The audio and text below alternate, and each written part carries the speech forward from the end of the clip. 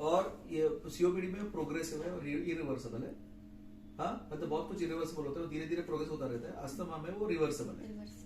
Reversible airway obstruction, irreversible airway obstruction, मतलब वो एक तरीके से इरिवर्सिबल हो जाता है, वो बढ़ता रहता है, खराब होता रहता है। इसीलिए जब सीओपीडी का पेशेंट आता है, तो हमको पता है कि अगर आईसीयू में आया तो 6 महीने वापस आने वाला है, उसको प्रॉब्लम होने वाला है, क्योंकि वो प्रोग्रेसिव हो रहा है। अभी हमने आईसीयू से बाहर निकाला, इसका मतलब ये नहीं कि वो घर जाके आराम रहेगा, कुछ ना कुछ हो ही जाएगा, उसको वापस 6 महीने में वापस आना पड़ता है, 4 महीने में वापस आना पड़ता है। हाँ, जब सीओपीडी का पेशेंट आईसीयू में आता है उसको हम बोलते हैं अक्यूट एग्जैसर्बेशन ऑफ सीओपीडी, AECOPD। क्या बोलते हैं? AECOPD। ठीक है, समझ में आ रहा है?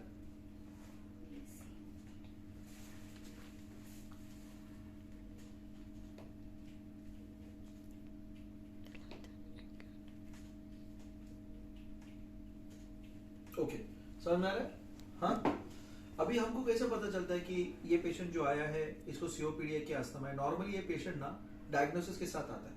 नॉर्मली कैसे डायग्नोसिस होता है? जब भी उसको जरा सा भी ब्रीदिंग डिसऑर्डर होता है तो वो जाके एक टेस्ट करता है। वो टेस्ट का नाम क्या है? स्पायरोमेट्री। हम लोग जो इंसिडेंट स्पायरोमेट्री करते हैं ना, वैसे एक टेस्ट होता है, स्पायरोमेट्री नाम है। हाँ, स्पायरोमेट्री में वो लोग, जैसा हम लोग यहाँ पर श्वास लेने को बोल रहे हैं, वैसा वो लोग एक मशीन है, वो मशीन में जैसा वो श्वास लेते हैं वो ऐसा फाइंड आउट करते हैं कि भाई क्या हो रहा है क्या नहीं हो रहा है। समझ में आ रहा है? उससे पता चलता है कि पेशेंट को सीओपीडी है कि अस्थमा है। समझ में आ रहा है? हाँ, इसको भी बताओ सब कुछ, अभी तक जो भी कुछ हुआ सब एक जन बताओ। सर बताए अभी सीओपीडी अस्थमा दोनों में डिफरेंस क्या है? तो सीओपीडी है इरिवर्सिबल डिजीज है, इसमें कॉम्प्लिकेशन बढ़ते ही जाते हैं। लेकिन अस्थमा होता है ये ट्रीटेबल होता है, इसको ट्रीट कर सकते हैं, ये नॉर्मली बच्चों में होता है। एंड सीओपीडी और अस्थमा क्या होता है? एयरवे डिजीज होता है इसमें। और इसका पैथोफिजियोलॉजी क्या है, कैसे होता है सीओपीडी? सीओपीडी में अपना एयरवे होता है, उसमें इन्फ्लामेशन आ जाता है जो अंदर का लेयर होती है, और स्मूथ मसल कॉन्ट्रैक्ट हो जाते हैं, और उसमें म्यूकस का फ्लडिंग होता है। इतना सरने होता है। क्लियर? समझ में आया? ठीक है, तो इतना समझ में आया ना? हाँ, तो सीओपीडी अस्थमा, ठीक है। और अभी सीओपीडी और अस्थमा में हमको अगर पता करना है कि इसको सीओपीडी है कि अस्थमा है, तो हम क्या करते हैं? स्पायरोमेट्री टेस्ट होता है। ये टेस्ट जैसा हमारा एक्सरे होता है, जैसे हमारा कोई भी टेस्ट होता है, लेबोरेटरी टेस्ट होता है, ये लेबोरेटरी टेस्ट नहीं है, लेकिन ये स्पायरोमीटर जैसा टेस्ट है। मतलब ऐसा बैठ के उन लोग फूंक मारते हैं और मॉनिटर पे आता है कि क्या हो रहा है क्या नहीं हो रहा है, वो हिसाब से। समझ में आ रहा है? उसको हम स्पायरोमेट्री बोलते हैं। स्पायरोमेट्री से हमको पता चलता है कि पेशेंट को सीओपीडी है कि अस्थमा है। ग्राफ आता रहेगा ना? ग्राफ वगैरह आता है उसका। अभी उसके अंदर उसमें बहुत कुछ आता है, forced expiratory volume, forced vital capacity, ऐसे बहुत सारी चीजें आता है। आपने कभी देखा है पीएफटी बोलते हैं जिसे? पीएफटी नहीं देखा।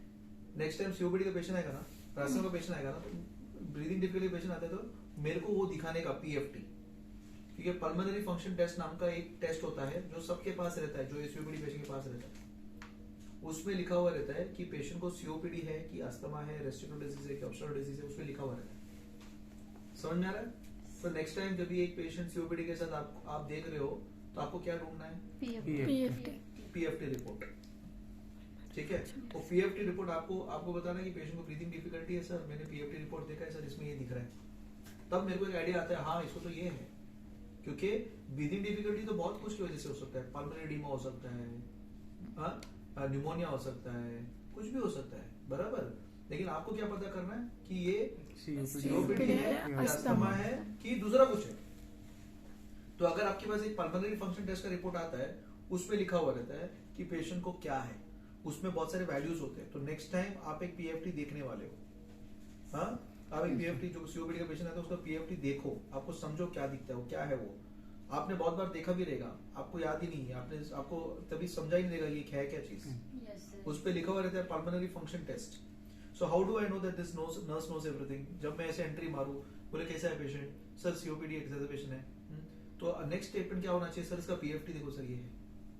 तब मुझे समझ में आएगा कि हाँ इसको आता है, ये क्या बात कर रहा है, इसको आता है, समझ में आ रहा है। तो उससे हमको आइडिया आता है कि भाई इसको क्या है, सीओपीडी है, अस्थमा है। अगर सीओपीडी है तो कितना खराब है, वो टेस्ट से हमको पता चलता है, समझ में आ रहा है। क्योंकि अगर एकदम हाई खराब सीओपीडी है, एकदम हाई स्टेज सीओपीडी है, तो मुझे पता है कि ये पेशेंट ठीक नहीं होने वाला है। मेरे को ऑलरेडी अंदाज आ जाता है कि ये कितना भी कुछ भी करो ये ठीक शायद नहीं होगा।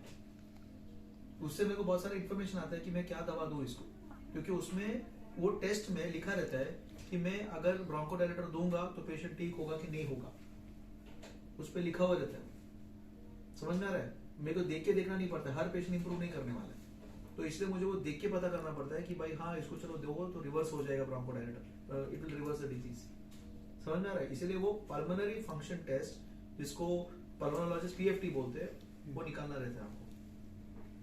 क्लियर। अभी यही जो सीओपीडी की हम बात करेंगे, तो सीओपीडी में दो बीमारियां हैं, एक है एम्फाइजीमा, दूसरा है क्रॉनिक ब्रोंकाइटिस। क्या है आपको पता है? सीओपीडी में ही दो बीमारियां हैं, इसको हम क्रॉनिक लिखो नहीं, आपको ये सब वीडियो में मिल रहा है वैसे भी। हाँ, सीओपीडी में दो है, क्रॉनिक ब्रोंकाइटिस है और एम्फाइजीमा है। क्या है ये चीज, क्या है ये चीज, पता है क्या आपको? सॉरी, बोलो बोलो, ट्राई टू आंसर।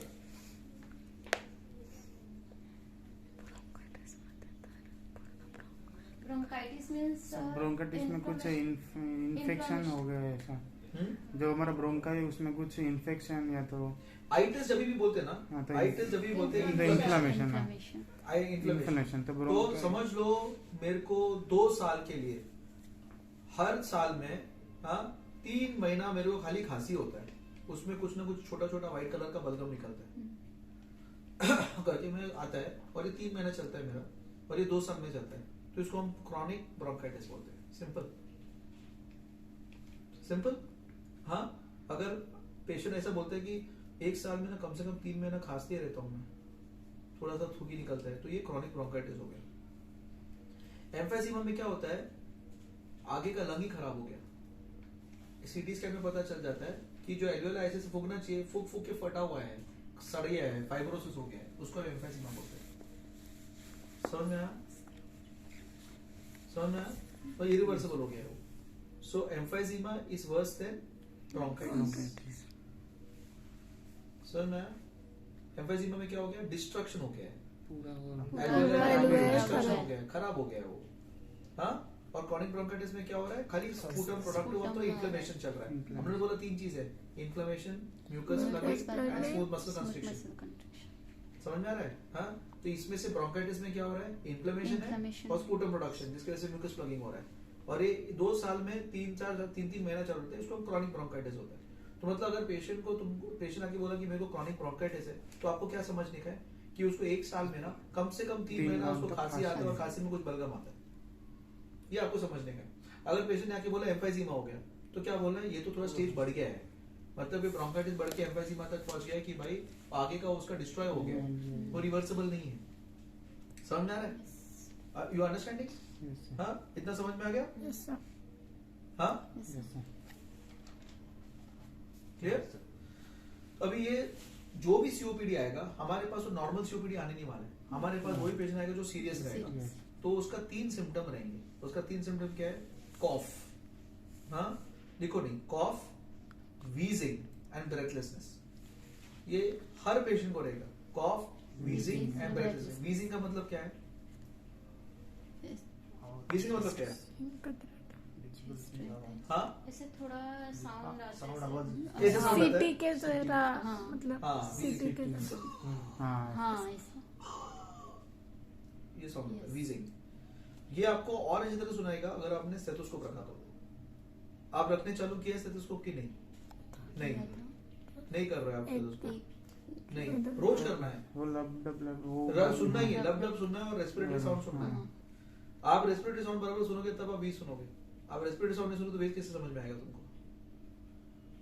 हाँ? आज कौन है ड्यूटी पे? देखना है इधर को, जो पेशेंट देख रहा है उसको बार बार ऑस्कल्टेट करना है इधर को, ठीक है? बार बार ऑस्कल्टेट करना है दोनों जन को, हाँ? आगे पीछे सब जगह, ठीक है? ऑस्कल्ट जब भी करते हो ये बाजू हम क्या करते हैं, यहाँ रखते हैं, यहाँ रखते हैं, डिफरेंस क्या दोनों पे देखते हैं, यहाँ रखते हैं, यहाँ डिफरेंस क्या देखते हैं, यहाँ रखते हैं, यहाँ डिफरेंस क्या देखते हैं, कुछ भी अलग कुछ सुनाई देते हैं तो हम उसको फॉरेन ब्रेथ साउंड बोलते हैं, ठीक है। तो wheeze is a foreign breath sound, समझ में आ रहा है? हाँ, रोंकाई उसको भी फॉरेन ब्रेथ साउंड बोलते हैं। रोंकाई का मतलब क्या है? सेम लाइक वीज, ऐसा करके साउंड आता है।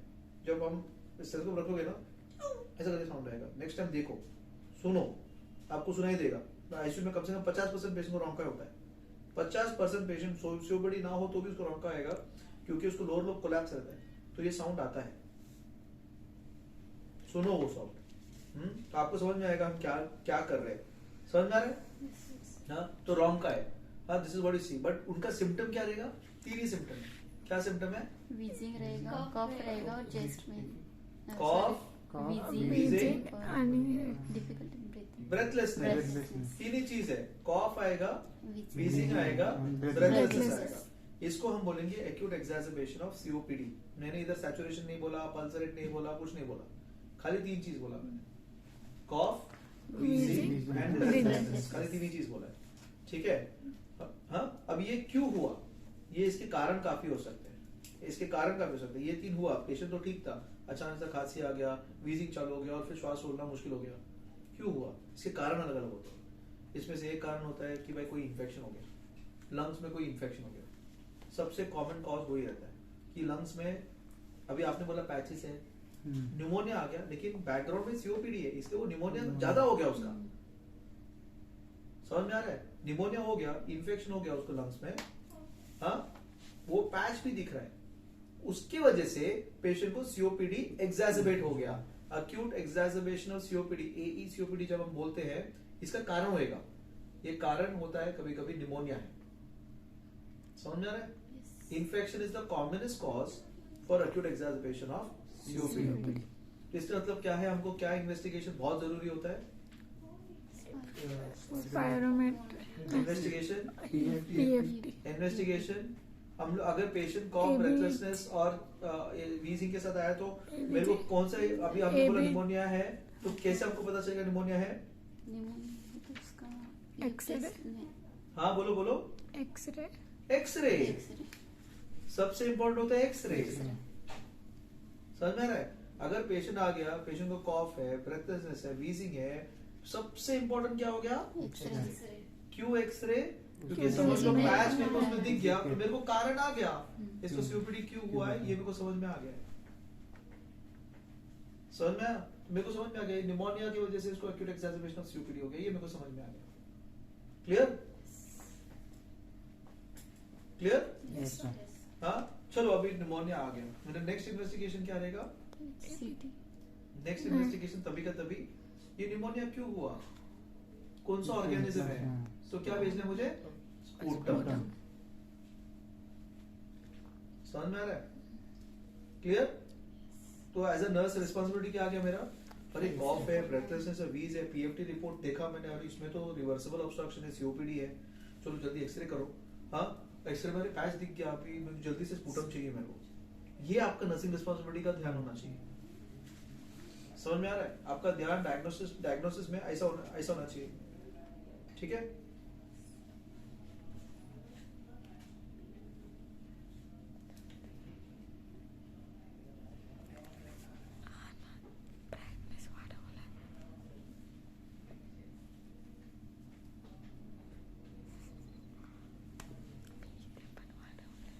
तो समझ में आया?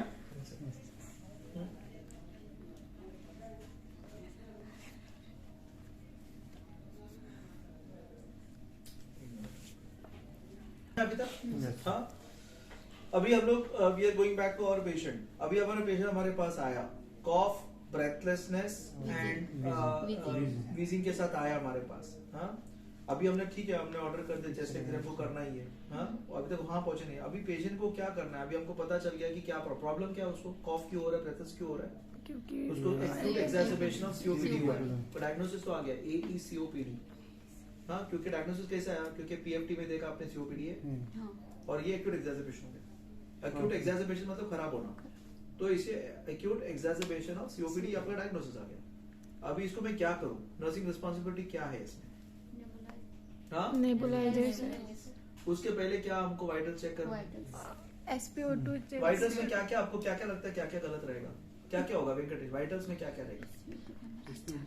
SpO2 हाँ, लो रहेगा, low रहेगा। SpO2 लो रहेगा, तो देयर इज अ पॉसिबिलिटी कि SpO2 लो रहेगा। लो रहेगा। तो समझ लो SpO2 आपका 81 आ गया, तो आपका नेक्स्ट क्या है? कुछ नहीं एक्सेप्टेबल रहेगा 80 to 90 के बीच में। COPD है तो पता है कि इसके लंग्स ऑलरेडी इनके बिगड़े हुए हैं, तो ऐसा इनके- नहीं है। तो अगर पेशेंट ब्रेथलेसनेस के साथ तेरे पास आता है हाँ तो और low ये सैचुरेशन oxygenation- कम रहता है, तो पहला चीज ऑक्सीजन देना है, low एक्सेप्ट नहीं करना है। एक्सेप्ट इसको किया जाता है जिसको प्रॉब्लम ही नहीं है, तो ऐसा बैठा है आराम से, सैचुरेशन 84 85 लग रहा है उधर, लेकिन बैठा है आराम से 85 86 है उधर, 86 87, लेकिन बैठा है, नॉर्मली बैठा है, बातचीत कर रहा है वो, उसको हम एक्सेप्ट करते हैं। लेकिन जो पेशेंट ऐसे करके आया उसको क्या करेंगे? कुछ भी सैचुरेशन रहे तो भी, ऑक्सीजन लेना। क्योंकि उसका हमको ऑक्सीजनेशन बढ़ाना है। हाँ। ये गलत है जब आप बोलते हो कि COPD है वो एक्सेप्ट करना है, गलत हो जाता है वो। समझ में आ रहा है मैं क्या बोल रहा हूँ? हाँ, गलत हो जाता है। Hypoxia has to be treated when there is acute exacerbation of COPD। समझ में आ रहा है? जब भी पेशेंट ब्रेथलेस होता है उसको ट्रीट करना ही है, ओके। लेकिन आपको क्या करना है ट्रीटमेंट में? जब आप ऑक्सीजन देते हो तो आपको देखना है पेशेंट कैसा है। ये क्यों बोला तूने, ऐसा क्यों बोला कि नहीं देने का ऑक्सीजन? क्यों? सर उनके ऑलरेडी मतलब उनकी लंग की कैपेसिटी उतनी ही होती है, तो अगर ज़्यादा ऑक्सीजन देंगे तो भी कुछ उसमें COPD है तो वो वर्क नहीं करेगा, काम नहीं करेगा। ऐसा नहीं है। ये क्यों हमको नहीं देना रहता है, क्यों हम ऐसा बोलते हैं बार बार कि COPD में ऑक्सीजन ज्यादा मत दो? उसका एक रीजन है। उसका रीजन ये है कि हमारा बॉडी में ना, अगर समझ लो तेरे को तू श्वास नहीं ले रहा है, तेरे को श्वास कैसे तो भी लेना है, मैं तेरा नाक ऐसा बंद करूँ, ये दोनों बंद करूँ, ऐसा बंद करूँ, थोड़ी देर के लिए तो रहेगा, उसके बाद तो सांस ले चालू करेगा ना, क्योंकि तेरा कार्बन डाइऑक्साइड जब भी बढ़ता है, तेरा कार्बन डाइऑक्साइड जब भी बढ़ता है, हाँ, तभी मेरे को श्वास लेना जरूरी हो जाता है। जब बॉडी के अंदर कार्बन डाइऑक्साइड बढ़ता है तो मेरे को श्वास लेना जरूरी होता है। इतना समझ में आया? हम लोग क्या करते हैं, ऑक्सीजन अंदर लेते हैं, कार्बन डाइऑक्साइड बाहर निकालते हैं, ठीक है। मैं नीला तो नहीं पढ़ रहा हूँ, लेकिन मेरे को कार्बन डाइऑक्साइड बाहर निकालना है, तो that is the most important stimulus that makes you breathe. आप यहाँ बैठे हो, आपका कार्बन डाइऑक्साइड बढ़ता है तो आप श्वास लेने आराम, आप ऑटोमेटिक हो जाता है आपका। सिर्फ इसीलिए हम लोग जब भी ब्रेन स्टेम डेथ डिटरमिन करते हैं, एपनिया टेस्ट करते हैं, हम क्या कर रहे हैं वहां पर? हम उसका ऑक्सीजन ऑन कर रख रहे हैं और उसको वेंटिलेटर ऑफ कर रहे हैं। जब वेंटिलेटर ऑफ कर रहे हैं तो क्या हो रहा है, बॉडी का कार्बन डाइऑक्साइड बढ़ रहा है, क्योंकि बाहर नहीं निकल रहा है ना, कार्बन डाइऑक्साइड बाहर निकलना चाहिए, बाहर कभी निकलेगा जब वेंटिलेटर लगाएंगे। समझ में आ रहा है? हम वेंटिलेटर बंद कर रहे हैं ना, जब ब्रेन डेथ डिटर्मिनेशन कर रहे हैं हम लोग, तो वेंटिलेटर बंद कर रहे हैं, वो देखा है ना आपने, brain death determination apnoea test जिसको हम बोलते हैं, तो हम ब्रेन बंद कर रहे हैं, वो वेंटिलेटर बंद कर रहे हैं। जब वेंटिलेटर बंद कर रहे हैं तो क्या हो रहा है, कार्बन कार्बन डाइऑक्साइड डाइऑक्साइड अंदर ही है, बाहर नहीं निकल रहा है। तो हम क्या कर रहे हैं, हम देख रहे हैं पेशेंट श्वास ले रहा है कि नहीं चल रहा, नहीं ले रहा है, क्योंकि वो सबसे इंपॉर्टेंट स्टिमुलस होता है देखने के लिए। समझ में आ रहा है? अगर पेशेंट श्वास नहीं ले रहा है मतलब उसका ब्रेन गया, क्योंकि कार्बन डाइऑक्साइड सबसे इंपॉर्टेंट स्टिमुलस होता है। समझ में आया? क्लियर? क्लियर? हाँ। लेकिन इसमें क्या हो गया, COPD में क्या हो गया, उसका लंग्स इतना खराब है, वो कार्बन डाइऑक्साइड बाहर ज्यादा निकलता ही नहीं है। तो जिसका कार्बन डाइऑक्साइड 35-40 पे श्वास लेना चालू करता है आप लोग सब लोग का, उसका 50-60 पे हो गया तो भी उसको फर्क ही नहीं पड़ता है कार्बन डाइऑक्साइड बढ़ने के बावजूद। समझ में आ रहा है? तो मतलब कार्बन डाइऑक्साइड स्टिमुलस उसका अच्छा स्टिमुलस नहीं है, उसका अच्छा स्टिमुलस होता है हाइपोक्सिया। वो श्वास इसके लिए ले रहा है क्योंकि बॉडी में ऑक्सीजन कम है, कार्बन डाइऑक्साइड उसका ज्यादा ही रहता है। समझ में आ रहा है अभी? हाँ, तो इसका मतलब ये क्या हो गया, वो श्वास क्यों ले रहा है? क्योंकि बॉडी में कार्बन डाइऑक्साइड के लेवल ज्यादा है। श्वास क्यों ले रहा है? ऑक्सीजन अपना COPD का पेशेंट श्वास क्यों ले रहा है? कार्बन डाइऑक्साइड हाइपोक्सिया है इसीलिए श्वास ले रहा है। समझ में आ रहा है तेरे को? नहीं समझ में आया? हम लोग क्यों श्वास ले रहे हैं? क्योंकि हमको कार्बन डाइऑक्साइड बाहर निकल निकल। अभी ये COPD पेशेंट में क्या होता है, हमें कार्बन डाइऑक्साइड कार्बन डाइऑक्साइड धीरे धीरे बढ़ के रखा हुआ है, ज्यादा ही रहता है उसका, तो उसको कार्बन डाइऑक्साइड का स्टिमुलस काम ही नहीं कर रहा है, उसका ज्यादा ही रहता है वो, तो उसको कौन सा स्टिमुलस काम कर रहा है? हाइपोक्सिया। समझ में आ रहा है? उसका कैसा प्रॉब्लम है कि मेरा ऑक्सीजन अगर कम है तो मैं श्वास लूंगा, मेरा कार्बन डाइऑक्साइड बढ़ेगा तो मेरे को फर्क ही नहीं पड़ता है, क्योंकि उसका बॉडी यूज्ड टू हो गया वो हाई कार्बन डाइऑक्साइड का।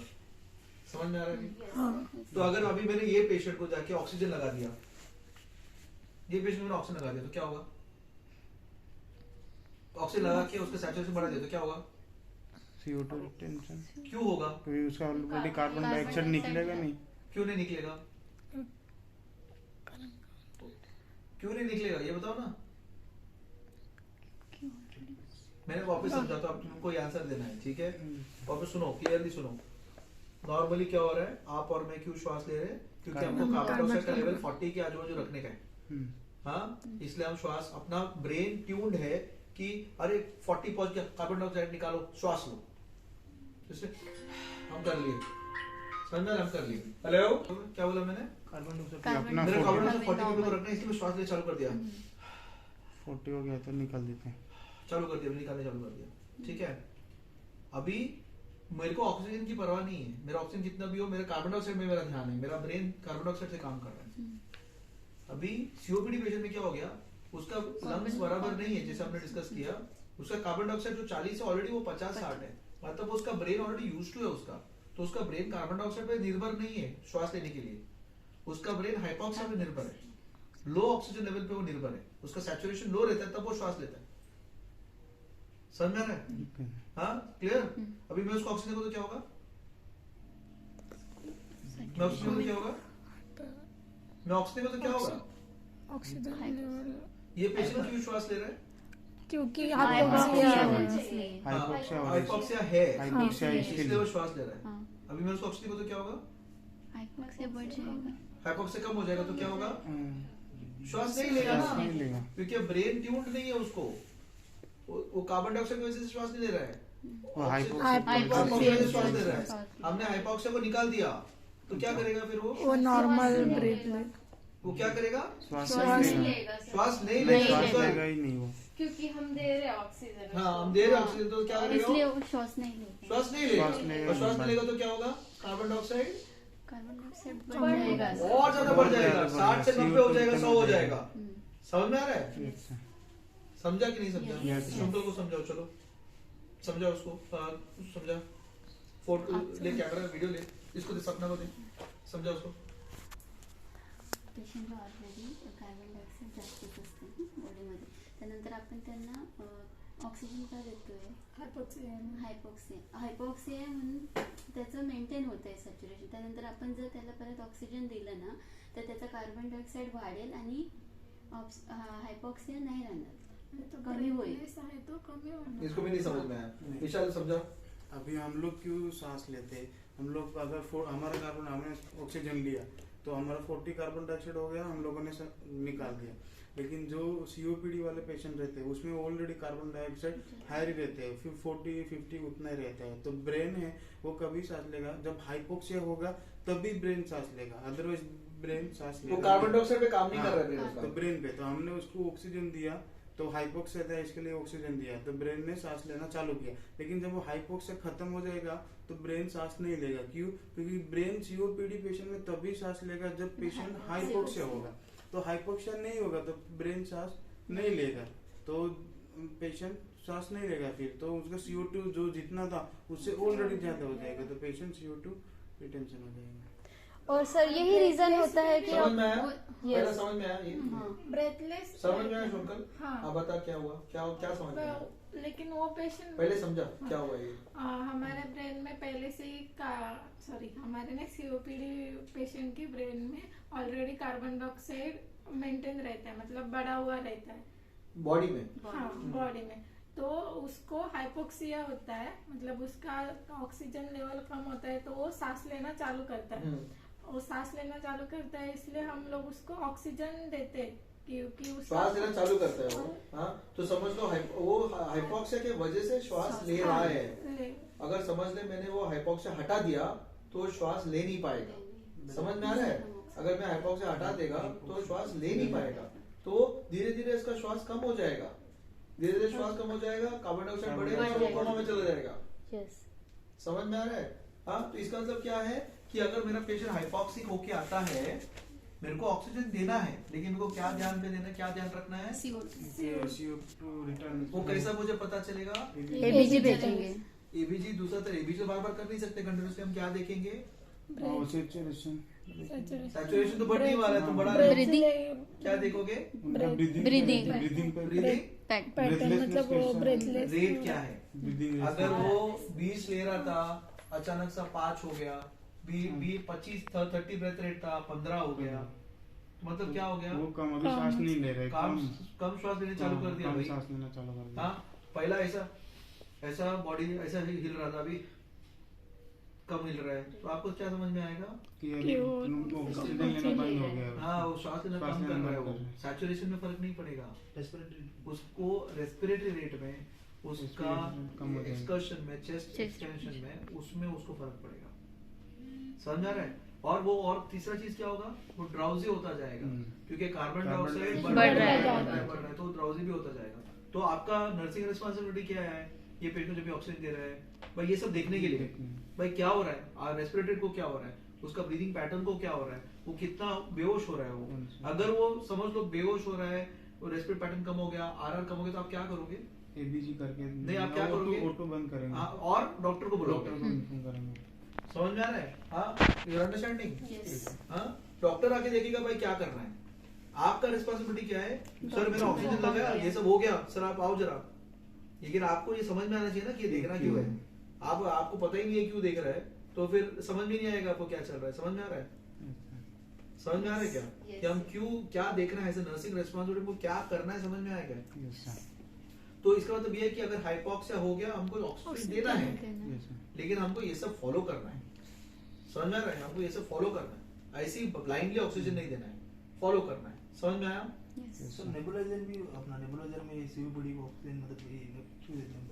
क्या हो गया, क्या हो गया? नेबुलाइजर में अपन देते हैं ना सीओपीडी पेशेंट को। हाँ देन हाँ, अपना ऑक्सीजन में नहीं देते अपन, नेबुलाइजर मशीन से वो देते हैं। मशीन क्यों? से क्यों देते हैं ऐसे क्यों? पूछ ये मतलब क्यों बोलना, क्यों? अभी तो बोले, आंसर बोल अभी। वही से मतलब ऑक्सीजन ज्यादा नहीं देना चाहिए उनको। इसीलिए समझ में आ रहा है? हम नेबुलाइजर मशीन हम क्यों बोलते हैं कि इस पेशेंट को मशीन से नेबुलाइज करो, फ्लो से मत नेबुलाइज करो, क्योंकि यही रीजन है। क्योंकि आप समझ लो वहां से कर दिया, हाइपोक्सिया निकल गया, बहुत ज्यादा निकल गया, तो ऐसा हो सकता है कि पेशेंट श्वास कम कर ले। समझ में आ रहा है? इसलिए हम बोलते हैं मशीन से करो नेबुलाइजेशन। समझ में आ रहा है? समझ में आ रहा है? तो एक ऑक्सीजन के बारे में समझ गया। अब ये पेशेंट आया ब्रेथलेस के साथ, आप नर्सिंग रिस्पॉन्सिबिलिटी दूसरा क्या है आपका? एक तो आपने बोला मैं अभी ऑक्सीजन लगा दूंगा उसको, और आई विल वॉच। आप क्या बोलोगे? पेशेंट आ गया, मैंने उसका एक्सरे ऑर्डर कर दिया, मैंने पीएफटी देखा, सीओपीडी है, मैंने उसको ऑक्सीजन लगाया, और अभी मैं देख रहा हूँ उसका रेस्पिरेटरी रेट, उसका पैटर्न और उसका कॉन्शियस लेवल क्या है, मैं देख रहा हूँ। नेक्स्ट क्या आप देखोगे? आप नेक्स्ट क्या देखो, आपका ध्यान किस में जाना चाहिए? पल्स रेट और ब्लड प्रेशर पे। ओके, आपका अगर समझ लो बहुत सारा स्ट्रेस है, तो आपका पल्स रेट क्या होगा? बढ़ेगा सर, आपका बीपी को क्या होगा? बढ़ जाएगा। जब भी स्ट्रेस रहता है आपका पल्स रेट बढ़ेगा, आपका बीपी बढ़ेगा। मतलब स्ट्रेस अगर कम होगा तो क्या होगा? नॉर्मल लेवल पे आ जाएगा।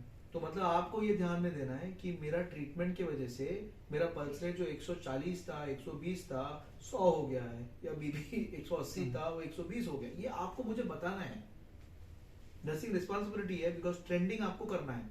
आपको बताना है कि अरे सर जब पेशेंट आया था 200 ब्लड प्रेशर था, अभी 130 हो गया, मतलब मैं क्या सोचूंगा कि पेशेंट ठीक हो रहा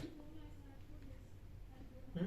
बल्कि अदर वे अराउंड, अगर समझ लो पेशेंट आया ब्लड प्रेशर 160 170 था और अभी 200 हो गया, इसका मतलब क्या हो गया? पेशेंट और खराब हो रहा है।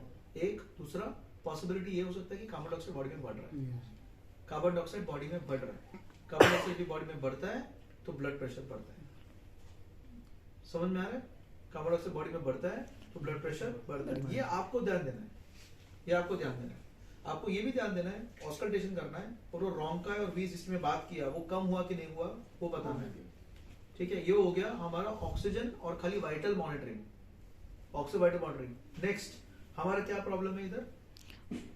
Inflammation, soft Smooth muscle contraction and mucus plugging. तीन चीज है, म्यूकस प्लगिंग है, smooth Smooth muscle muscle contracted है, और और inflammation inflammation है। इसमें से सबसे तेज में क्या ठीक कर सकता हूँ? अभी ये एयरवे छोटा इसलिए वो श्वास नहीं ले पा रहा ना, इसमें से सबसे तेज में क्या कर सकता हूँ? तीन चीजें ना हमारे पास, म्यूकस है, स्मूथ मसल कॉन्ट्रैक्शन है एंड इन्फ्लेमेशन है। मैं सबसे तेज क्या ठीक कर सकता हूँ? म्यूकस कैसे निकालेंगे हम लोग? वो तो नेप म्यूकस कैसे निकालेगा तुम? स्मूथ मसल कैसे निकालोगे जब म्यूकस अंदर ऐसा अटका पड़ा है, तुम कैसे निकालोगे? सबसे तेज क्या कर सकते हो? Inflammation nebuliser inflammation. अभी तेरे को इधर मार लग गया, तो इन्फ्लेमेशन 1 मिनट में, मतलब 10 सेकंड में निकल जाएगा, 1 मिनट, 1 घंटे में, 2 घंटे में नहीं निकलता है। टाइम लगता है ना इन्फ्लेमेशन को ठीक होने के लिए। इन्फ्लेमेशन को ठीक होने के लिए टाइम लगता है, समझ में आ रहा है? थोड़ी ना 4 घंटे में ठीक होता है वो, तो टाइम लगता है, दिन लग सकता है, 6 घंटा लग सकता है, 8 घंटा लग सकता है। तभी तक अगर पेशेंट ऐसा करता है कि तो मर जाएगा वो पेशेंट। तो इसलिए सबसे फास्टेस्ट होता है स्मूथ मसल को खोलना, सबसे फास्टेस्ट ये होता है। इसीलिए सबसे इंपॉर्टेंट ट्रीटमेंट इस पेशेंट का होता है नेबुलाइजेशन। सबसे इंपॉर्टेंट ट्रीटमेंट होता है नेबुलाइजेशन। नेबुलाइजेशन से क्या होता है? ब्रोंकोडायलेशन। समझ आ रहा है? ब्रोंकोडायलेशन। और कौन सा नेबुलाइजेशन से होता है ये? Beta 2 stimulants. बीटा 2 स्टिमुलेंट्स जिसका एग्जांपल है लीवोसाल्ब्यूटामॉल, लिवोलिन जिसको बोलते हैं, फोरोकॉट, फॉर्मोटेरॉल। समझ में आ रहा है? इसको बोलते हैं। हालांकि ब्यूडेसोनाइड नहीं है, ब्यूडेकॉट जो होता है वो होता है स्टेरॉइड। स्टेरॉइड का क्या रोल है? स्टेरॉइड से क्या होगा? इन्फ्लेमेशन कम होगा। इन्फ्लेमेशन क्या कम होगा? इन्फ्लेमेशन। तो फास्टेस्ट वे हमको ऊपर करने के लिए क्या है? Levolin. Beta 2 stimulants. Beta 2 stimulants, समझ में आया? स्टिमुलेंट्स, स्टिमुलेंट्स, समझ में आया? क्लियर? तो अगर समझ लो मेरे सामने पेशेंट सडनली ब्रेथलेस हो गया है, मैंने ऑस्कल्ट के रोंकाई मिला, 20 मिला, तो मेरे को क्या ड्रग देना चाहिए? लिवोलिन। तो फिर आप बार बार ब्यूडेकॉट को दे देते हो पेशेंट को, गलत है ना वो? आप समझ में आ रहा है मैं क्या बोल रहा हूँ? हाँ, मैं कभी राउंड पे आता हूँ, मैं बोला नेबुलाइजेशन दे दो, तो आप ब्यूडेकॉट आके दे देते हो, फर्क पड़ने वाला है? कभी फर्क पड़ेगा ब्यूडेकॉट अगर देगा तो? 4-5 घंटा जाएगा, 4-5 घंटा जाएगा, तब तक ये पेशेंट क्या करेगा? समझ में आ रहा है? इसीलिए मैं जब ये आता हूँ, मैं बोलता फोरोकॉट क्यों नहीं दिया, लिवोलिन क्यों नहीं दिया? इसलिए मैं निकालता हूँ तुम्हारा क्या है, देखने मेरे को दिखाओ क्या है। मैं क्यों निकाल के देखता हूँ? मेरे को देखने के बाद तुमने दिया क्या है। समझ में आ रहा है? तो नेक्स्ट टाइम पेशेंट ब्रेथलेस हो तो क्या होगा? Beta 2 stimulants. Which are the beta 2 stimulants? Levolin, formoterol, Foracort जिसको हम बोलते हैं। समझ में आ रहा है? Where you will not give Budecort. समझ में आ रहा है? हाँ, सो स्मूथ मसल डायलेट करने के लिए मेरे पास 2 है, एक है लिवोलिन, लिवोसाल्ब्यूटामॉल, फोरोकॉट, एंड दूसरा है anticholinergics. So beta 2 stimulants and anticholinergic, नेप्स्मार्ट जी, हाँ, फिर Ipravent, Ipravent that is the most common, Ipravent, हाँ, इप्राट्रोपियम ब्रोमाइड। तो अगर मेरे को इसको डायलेट करना है, स्मूथ मसल डायलेट करना है, beta 2 stimulants and anticholinergics. Clear? Clear? हाँ, क्लियर? स्टेरॉइड मेरे को देना है, क्यों देना है? क्योंकि अल्टीमेटली वो इन्फ्लेमेशन भी मुझे कम करना है, तो मैं स्टेरॉइड दे दूंगा, लेकिन वो टाइम लगेगा ऐड करने के लिए, टाइम, उसको ठीक होने के लिए टाइम लगेगा। यही लिवोलिन जो है, यही लिवोलिन है, अगर मुझे अगर पेशेंट ओरली ये नेबुलाइजेशन नहीं कर पा रहा है तो हम अमाइनोफाइलिन दे देते हैं, बीटा 2 स्टिमुलेंट्स। यही जो चीज है उसको आईवी दे देते हैं, अमाइनोफाइलिन। लेकिन अमाइनोफाइलिन को किधर वर्क करना है, कहाँ काम करना है उसको, कहाँ काम करना है, कहाँ काम करना है, मतलब किधर स्मूथ मसल है, किधर? ब्रोंकस में। तो अमाइनोफाइलिन दे कहाँ रहा है हम लोग? आईवी से। तो इधर पहुंचते पहुंचते उसको तो टाइम लगने वाला है। हम लोग का सबसे इजी तरीका क्या है? नेबुलाइजेशन। क्योंकि नेबुलाइज देते ही वहां से सीधा ड्रग एग्जैक्टली वहां ही पहुंच जाता है। समझ में आ रहा है? इसलिए अमाइनोफाइलिन हमारे पेट को लगाते नहीं है। हाँ, क्योंकि हम लोग जो अमाइनोफाइलिन देंगे उसमें से 5% या 2% इधर पहुंचता होगा, बाकी सब इधर उधर जा रहा है। समझ में आ रहा है? हाँ, तो जो इधर जा रहा है वो कौन सा है? खाली नेबुलाइजेशन। इसलिए नेबुलाइजेशन हम बराबर, सबसे इंपॉर्टेंट ट्रीटमेंट होता है नेबुलाइजेशन। हम लोग जब नेबुलाइज करते हैं खाली 10% या 12% ड्रग का अंदर जाता है। जब हम नेबुलाइज भी करते हैं ना, खाली 10 या 12% ही अंदर जाता है। इसलिए नेबुलाइजेशन बराबर करना रहता है, इसलिए नेबुलाइजेशन बराबर करना रहता है। तो ट्रीटमेंट क्या हो गया? Beta 2 stimulants, anticholinergics, steroid. ये हो गया हमारा treatment, acute exacerbation, and treat the cause. For example pneumonia अगर है तो एंटीबायोटिक, निमोनिया अगर है तो एंटीबायोटिक। ये हो गया इसका ट्रीटमेंट, सिंपल। समझ में आ रहा है? ये हो गया इसका ट्रीटमेंट। ये हमारा सिंपल ट्रीटमेंट हो गया। इसको आगे जब भी हम ये और खराब होता है तो और आगे ट्रीटमेंट भी होता है, वेंटिलेशन वगैरह होता है। Will come to that next time. I have to go for a meeting now. ठीक है, बंद कर देना ये।